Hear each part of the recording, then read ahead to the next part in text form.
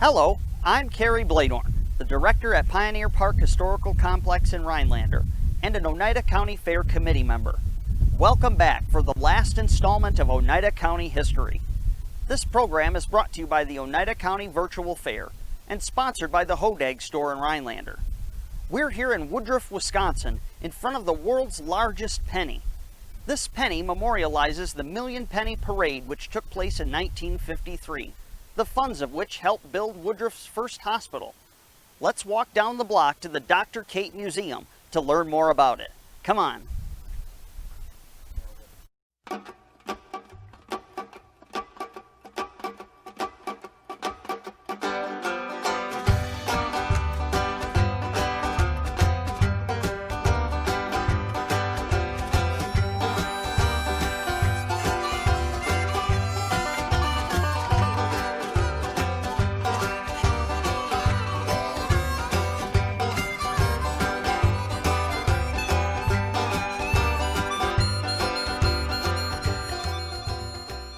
Before 1960, Oneida County had a magic that was incomparable to any time after. It manifested itself in many ways in early Oneida County history. In its old-growth forests, its 1,000 lakes and waterways, in its wide-open uninhabited spaces, in its clean pine-scented air, in people through its history like Carl Marty, Dr. Torpy, Sam Campbell, and Lois Elman, just to name a few. But the telling of this early magic of Oneida County would not be complete without a story about an event and a person which held the nation and the world in awe of its magic for a moment in time that will never have its equal.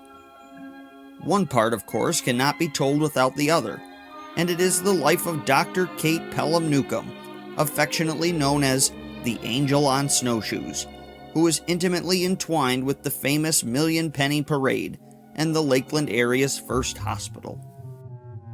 Kathleen Pelham was born in Kansas in 1886. Her mother and sibling died during childbirth when Katie was a young girl. This event and others would spur Kate into pursuing first a career in teaching and then to becoming a renowned doctor of her era. Obtaining a medical degree at Buffalo University in New York in 1917, she would first practice medicine in Detroit, specializing as an obstetrician.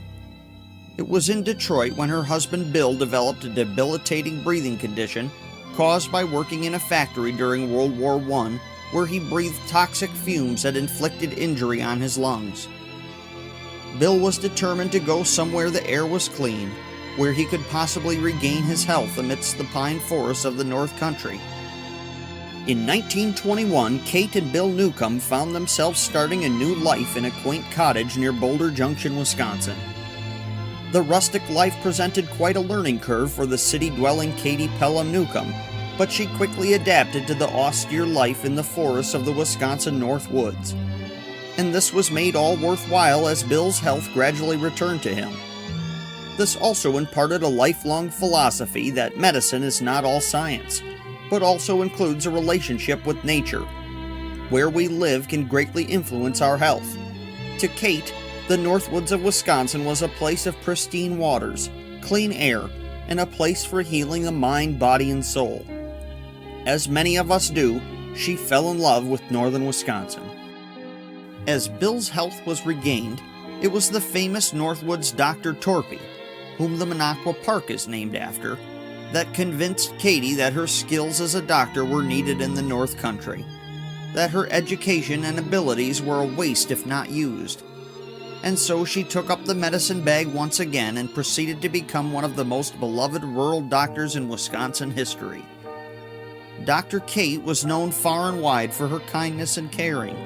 She never sent a bill, and when people came calling to pay her for medical services, she often made up a price on the spot based on what she thought the person could pay.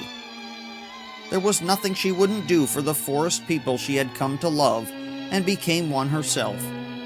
No matter the conditions, she answered every call, and in the rural 1930s and 40s of northern Wisconsin, that meant going by canoe or over rough roads, or in a Model T adapted for winter travel with skis and tracks, on foot or by snowshoe.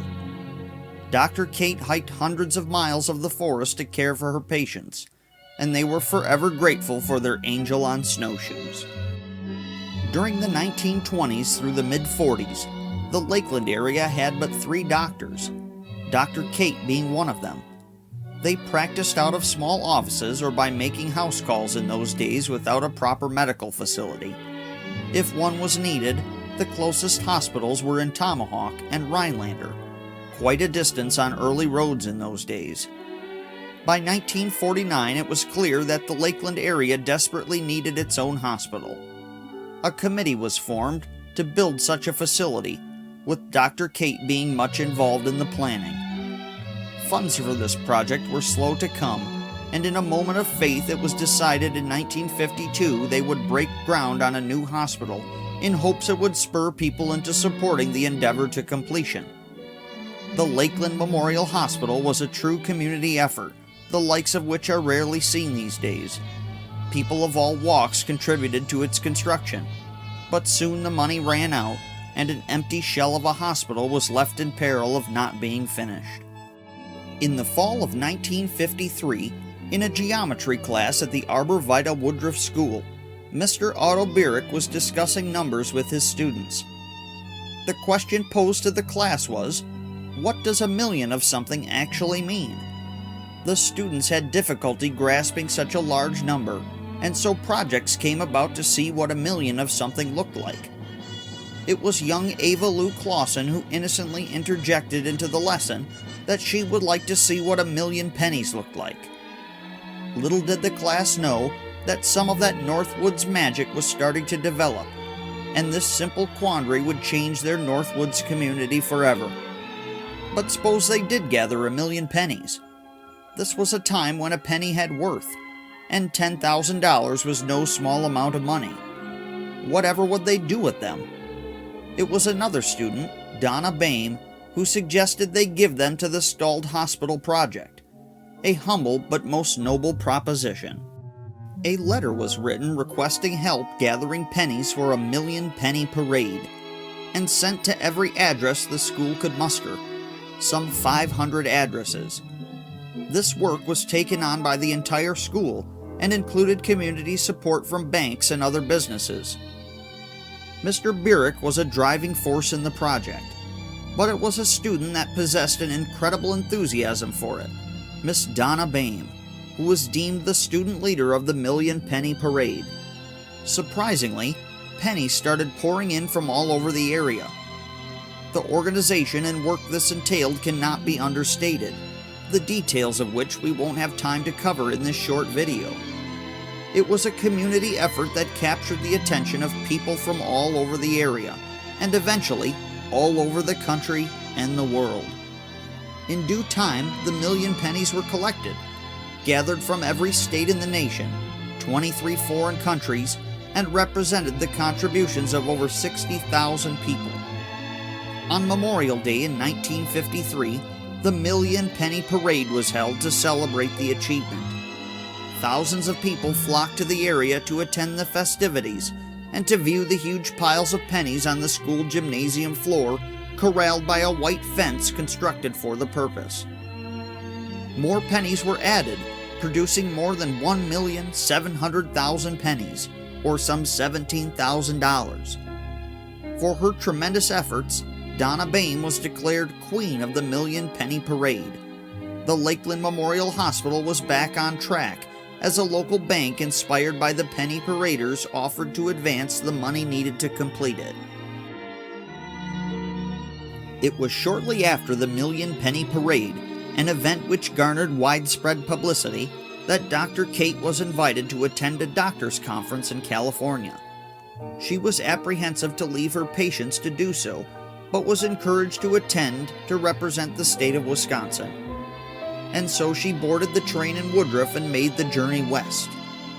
The humble Dr. Newcomb took the all-expense-paid trip to California in stride, although it was a bit uncomfortable having adapted to rural life in the Northwoods of Wisconsin. In Los Angeles, Dr. Kate was given a guide who assisted her through the itinerary during her stay. After a few days, it was suggested she attend a taping of a television program. a story she could share with her family back home about the wonders of Hollywood.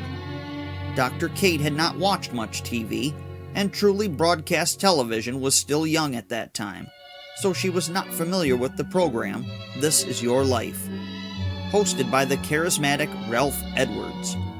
Dr. Kate sat in a seat whereby she watched a man with a microphone talk to people in the audience before coming to Kate herself with a book in his hand. The following events that took place are some of the most endearing moments in television history. Hi, everybody. How are y'all tonight? Good?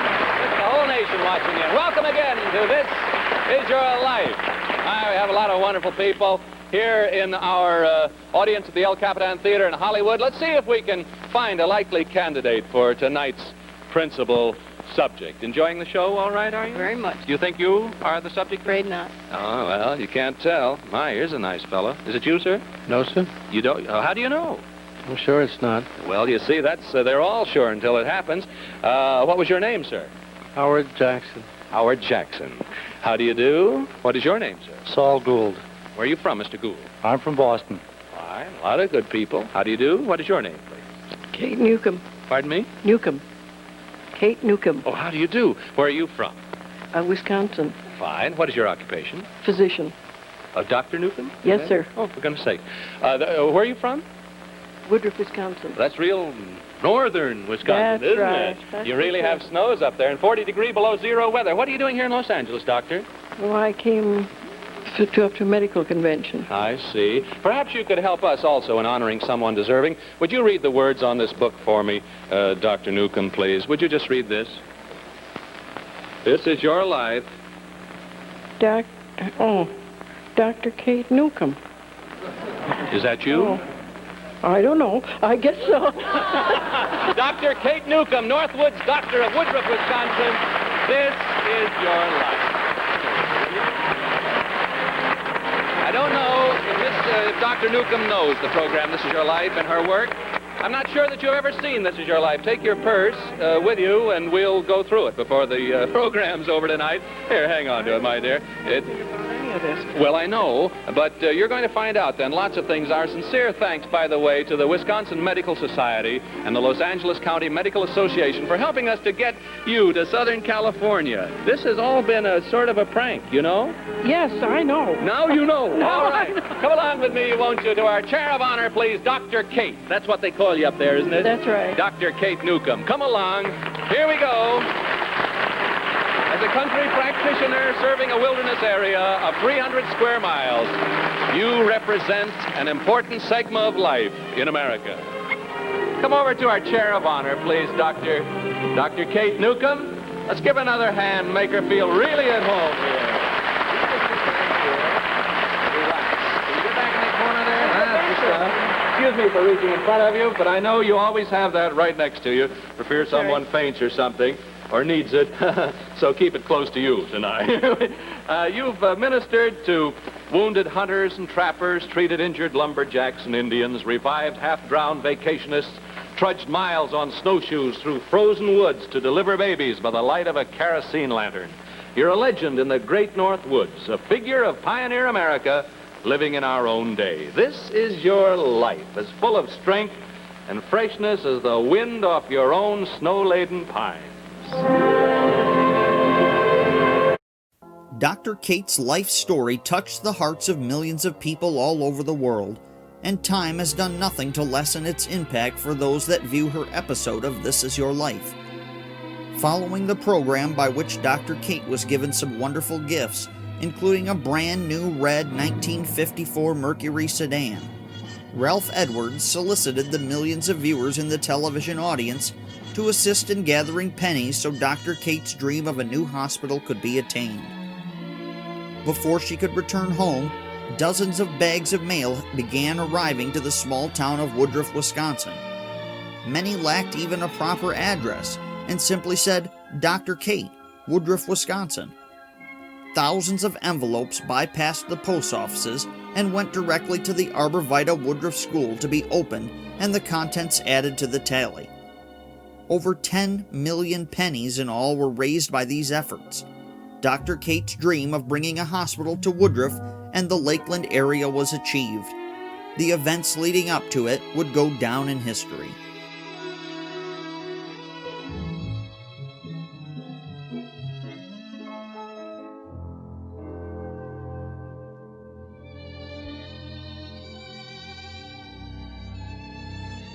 The beloved Dr. Kate would pass away in 1956 due to complications from a fall.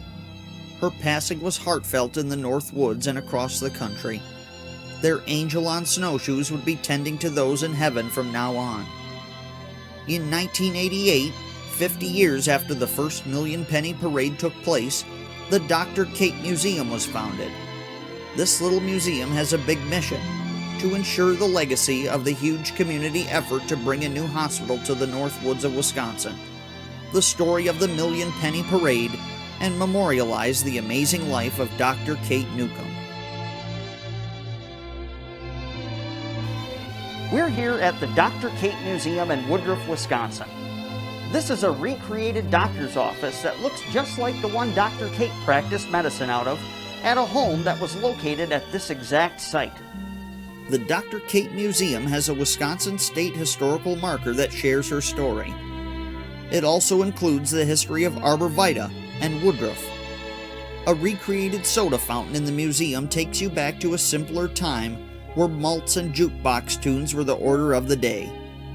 It is a great little museum full of wonderful history and staffed by caring individuals that were touched by or involved in the events of this video and serve to keep the memories of Dr. Kate and the Million Penny Parade alive. Unfortunately, the museum has been unable to open this season, but looks forward to next year in hopes of sharing this fascinating history with future generations. Since we can only cover a fraction of this indelible history, I encourage you to read the wonderful books available on Dr. Kate, the Million Penny Parade, and visit the Dr. Kate Museum website. During her time as a rural doctor, she traveled thousands of miles and delivered over 3,000 babies. Lovingly referred to as Dr. Kate's babies, she kept track of many of them throughout their lives, and some of them were people involved in the Million Penny Parade. Dr. Kate was a remarkable woman, a Northwoods legend, and a compassionate doctor. Her name has been written in gold leaf in the history books. Dr. Kate's story and the tale of the Million Penny Parade remind us that magic can still be found in the Northwoods today, for those that only look for it. The Million Penny Parade is memorialized at the former site of the Arbor Vitae Woodruff School in the form of the world's largest penny. The senior living community now present is named One Penny Place, and other places are named in Dr. Kate's honor, such as the Dr. Kate Clinic at the current Howard Young Medical Center in Woodruff. Oneida County and the greater Northwoods are forever indebted to this angel on snowshoes, and to the many people involved in the Million Penny Parade, and show us what is possible when we work together for the good of our community, although Dr. Kate would have surely forgot to forward the bill.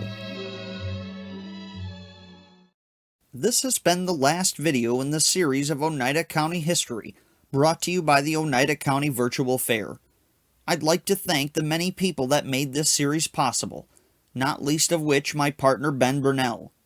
Special thanks to all of you who enjoyed this series, and for those of you that have supported the Oneida County Fair with your donations. Don't forget, it's never too late to contribute, and the Oneida County Fair will need your support if it is to thrive into the future. I'm your host, Kerry Bloedorn. Thank you for watching, and perhaps I'll see you again for some more Oneida County history.